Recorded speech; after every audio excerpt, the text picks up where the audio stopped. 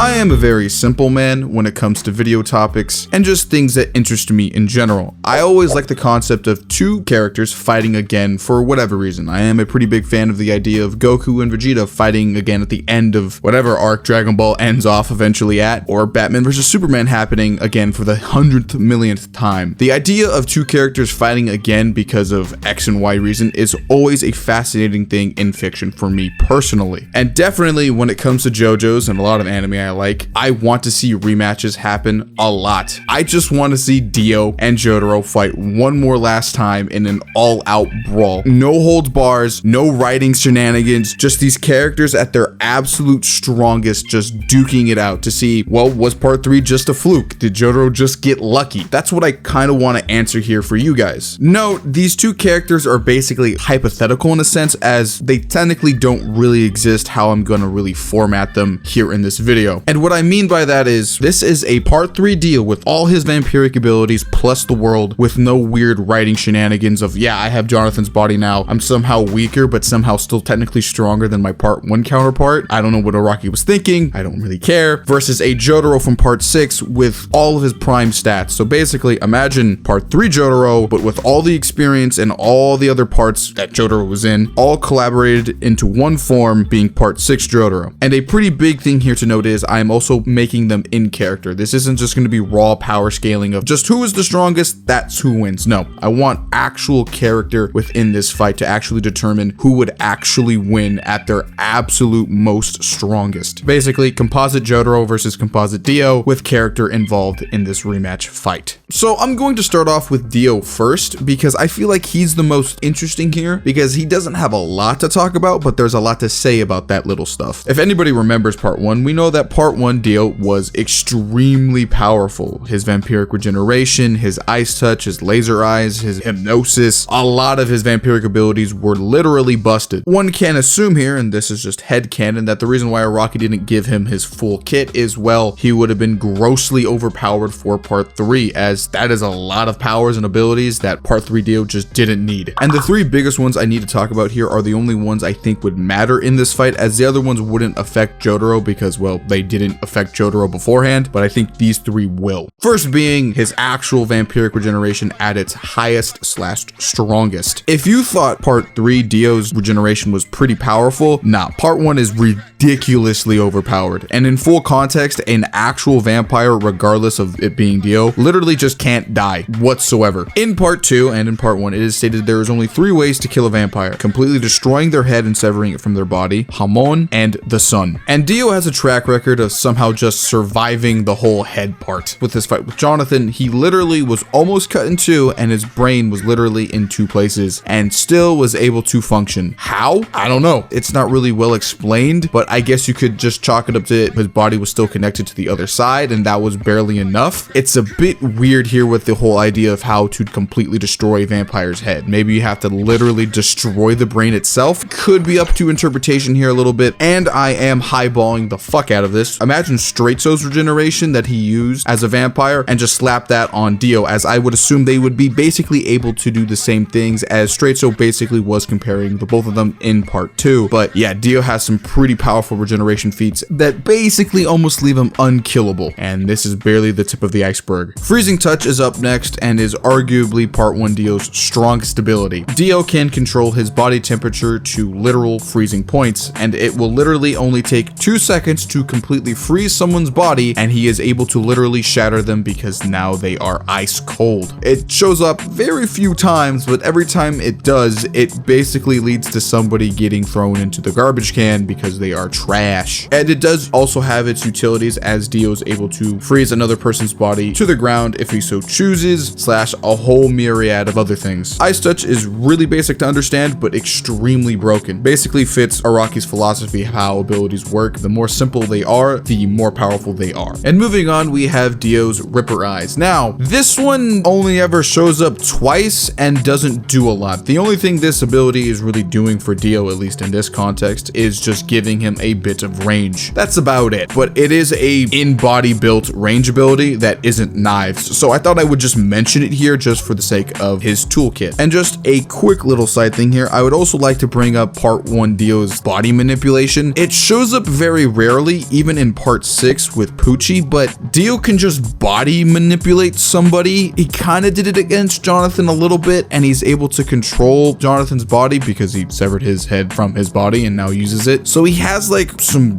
really weird body manipulation hacks that aren't very well explained. I thought I'd just mention him here because he might use them, maybe, but I doubt it, but just for context. So when it comes to hacks with this composite part 3 Awakened Dio, there is a lot, and I mean a lot of powers he's able to use within this fight. And that's just coming from his part 1 powers. What about his part 3 powers, as this is probably the majority of his stats and abilities that he's probably going to use in this fight are coming from the world, one of the strongest stands in part 3 and still probably one of the strongest stands in the series to this day. Before drinking Joseph's blood, Dio had the ability to stop time for 5 seconds, and is stated multiple times by Dio and Jotaro himself that the world and Star Platinum are comparable in power. And thanks to a lot of stuff in part 3 and a couple stand stat guides, this would put the world in a large mountain AP level range at a highball, which I will be using here, and massively faster than light plus speeds. Before his strongest form, FYI. His durability should also be higher than his AP because Jotaro was punching him and he was mostly fine for that fight, at least the beginning half of it. Stats and hack wise, Dio is really powerful. The major factor here with part 3 Dio is the world. The world has the ability to stop time longer and longer as Dio keeps on using it. It is stated in JoJo 6251 that time stop would have kept on growing if Dio did not die. It starts off at 5 seconds, but progressively over the minutes of this fight, it goes from 5 to a maximum of 9 at its strongest, potentially being able to walk through it for 11 seconds thanks to Jotaro. So during this fight, or this hypothetical fight, I will be placing it at 11 seconds. It took Dio several months to get 5 seconds, and within this fight alone, he basically slightly over doubled it to 11 seconds. If this hypothetical fight were to last any longer, it is very possible that Dio could at least gain a 20-second time stop, maybe. So yeah, the world is busted. And after drinking Joseph's blood, Dio also did get possibly stronger, as he always kind of states that he's never felt this kind of high before, and kind of hypes himself up towards the end of that fight after drinking Joseph's blood. So one could assume that his abilities in general are just a lot stronger after this awakened form, but it's up to interpretation. So I'm gonna say yes, at least in this case, so I just kind of keep the highball idea going here. So yeah, Dio is really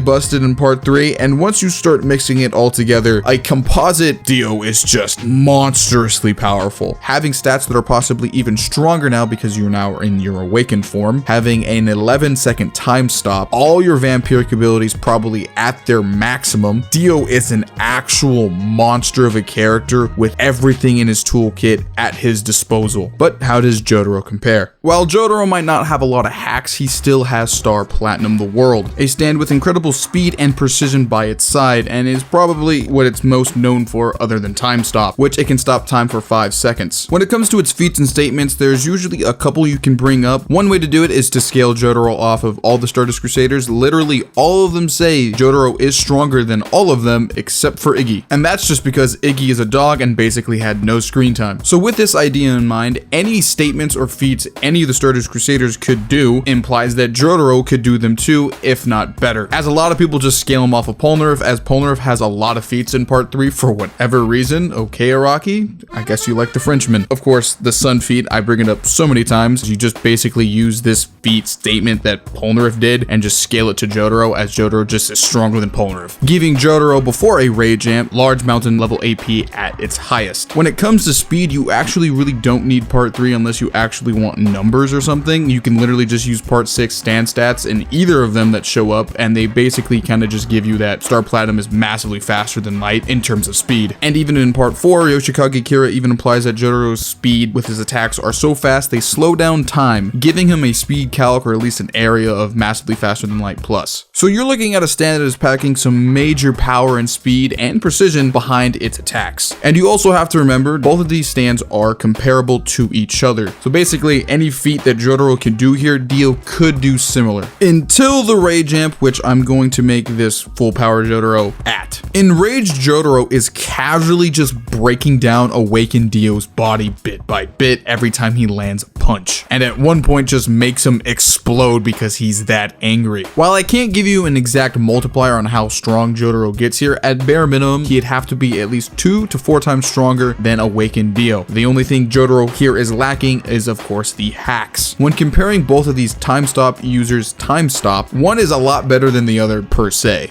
While Dio does use his time stop a lot more because his is a lot more spammable, he is reckless with it. While on the flip side of that, Jotaro is actually pretty smart with it, even though he has 5 seconds to use it. All the times Jotaro has used time stop in the series, they have always ended in a good result, or at least a positive for Jotaro, except for Made in Heaven because shenanigans. So when it comes to most effectively using their time stop, I would actually give it to Jotaro. I think a lot of people would agree with me on that one. While not necessarily a hack too, I'd also like to mention this: Jotaro is extremely durable for whatever reason. My man can literally take punches from Dio and still walk it off. He can also survive a bomb blasting in his face point blank and still kick Kira's ass afterwards. Jotaro is one tough cookie to crumble. So now I'm going to bring up inconsistencies with Jotaro, as for whatever reason this kind of topic spurred this idea out of my comments. For whatever reason, people think Jotaro is like inconsistent / weak. I don't know how or why you've come to this conclusion. Maybe it comes from that Caleb IA video I did, Josuke versus the entirety of part 3. I don't know. Might have just been a fluke, but I will explain it here. The only inconsistent thing about Jotaro is his time stop. It is only ever stated in part 4 that Jotaro only got weaker with time stop. It is never mentioned anywhere else that his stats got weaker. And when it comes to part 6, it's a bit of a different story because it's even weirder than part 4. It is never actually stated that Jotaro has a 2-second time stop at the beginning of part 6, and for whatever reason, like the stand disc got removed and then got placed back and it's all of a sudden 5 seconds again. And while it is shown that he does kind of have a shorter time stop, maybe, it is only ever in Jolene's dream of Jotaro. So it's like weird time stop shenanigans dream illusion thing that's happening. It's actually more consistent and a lot better to say that he actually has 5 seconds as actually mentioned. So yeah, Jotaro is pretty consistent and has a lot of experience, and that's why I'm kind of bringing this up to actually lead into the next segment here.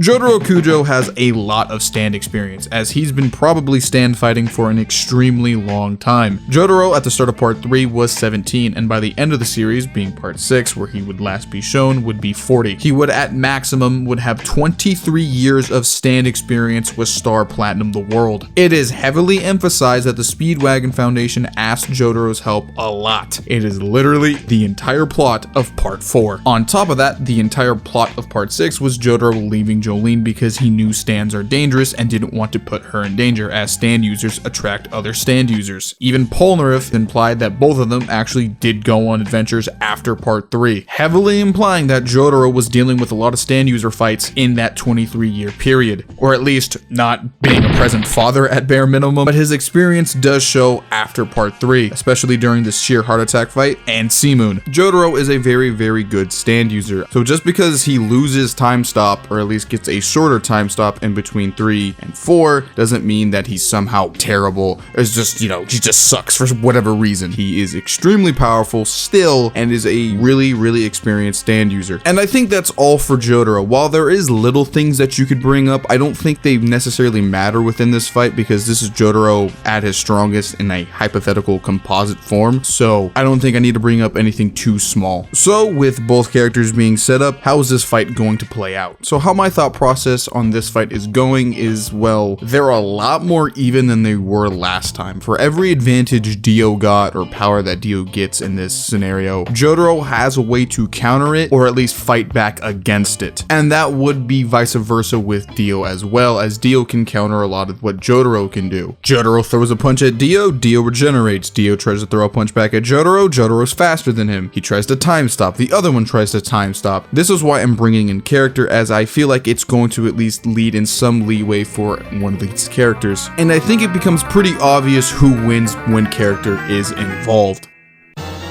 It's Jotaro. Oh, you don't believe me? That's fair. Let me explain. This is going to be an obscure fact that I barely even knew about, but follow with me here. In part 2, there is a fight between Straightso and Joseph. Straightso literally says this, quote, "Dio's failure was that he enjoyed these abilities. He wanted to test the limit to his abilities." That gave an opening for Jonathan to defeat him. So why is this important? Well, it is literally consistent even after Straightso's death. Before Straightso's death, Dio is always testing his abilities. His literal first encounter with Jonathan with his vampiric abilities is literally testing his abilities and seeing how strong he is. The final battle with Jonathan is Jonathan waiting for an opening because Dio's messing around testing his abilities, like Straightso said. But the more keen-eyed viewer is going to say this, but Metas, didn't Dio say in part 3 he's not gonna do that anymore? Like, he's gonna take these fights seriously? He does do that in fact. And then he immediately contradicts himself as he literally gets more powers, falls flat on his face. I'm not making this up. He is so consistent at testing his abilities that he ends up losing. It happens multiple times. Awakened Dio is just that idea personified. He gets a new limit, he breaks his ceiling, and then he ultimately starts playing a game with Jotaro, leading to Jotaro's victory because there was an opening. History played itself out again. Jonathan would be proud. I think even in this hypothetical strongest versus strongest version of these two characters in canon would still lead to his defeat. It's just too consistent to not test his powers. And definitely in this hypothetical scenario with time stop and vampiric abilities at their strongest, Dio would still manage to fuck it up, leading to a slight advantage for Jotaro's favor, leading to a victory. And if for whatever reason you think, no, Dio would play it smart this time in this rematch, he's not gonna default on his actual character. Sure, he could win and get a long enough time stop during this fight leading to a victory, but I fucking doubt it. This is a Jotaro with 23 years of stand experience fighting a villain he already knows, coming in with a stat advantage and a time stop at the beginning. Jotaro wins by like a percentage, but there is a win con for Dio here. He just can't default to his regular character here. If he doesn't, then yes, I do think he would win, as Dio will just gain a time stop too long for Jotaro to fight off, basically. But in my opinion, with these two comp versions of the characters, I think Jotaro would win. So that's all I really have to say here. Like, comment, share, subscribe, follow me on Twitter, stay hydrated. See you in the next one, ladies and gentlemen.